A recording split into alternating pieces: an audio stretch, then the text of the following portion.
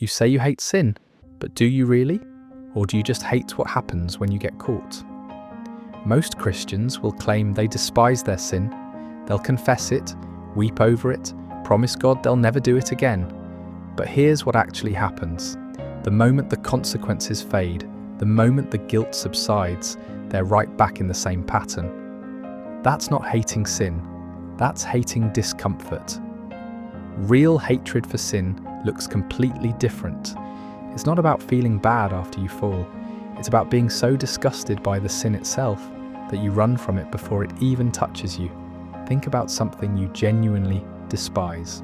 You don't flirt with it. You don't see how close you can get without crossing the line. You avoid it entirely. But with sin, we negotiate, we rationalize. We create these elaborate justification systems that let us keep one foot in darkness while claiming we want the light. And we only panic when the bill comes due. Consider King David.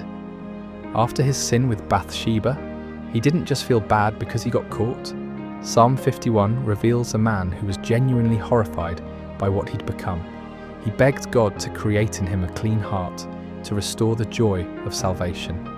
That's not consequence management. That's actual repentance. The difference is crucial. Hating consequences means you'll change your behavior just enough to avoid punishment. Hating sin means you'll tear out whatever's causing you to stumble, even when nobody's watching. Here's the test. Would you still avoid that sin if there were zero earthly consequences? If nobody would ever find out? If your reputation stayed intact, your relationships unharmed, your comfort undisturbed? Because God sees it all anyway. Most of us are just playing damage control. We're sorry we hurt people, sorry we damaged our witness, sorry we feel guilty. But are we sorry we offended a holy God? Are we grieved that we chose temporary pleasure over eternal treasure? The gospel isn't about behavior modification, it's about heart transformation. When Christ truly changes you, sin starts tasting different. Not because you're afraid of hell or worried about your reputation, but because you've tasted something infinitely better. Stop lying to yourself about what you actually hate.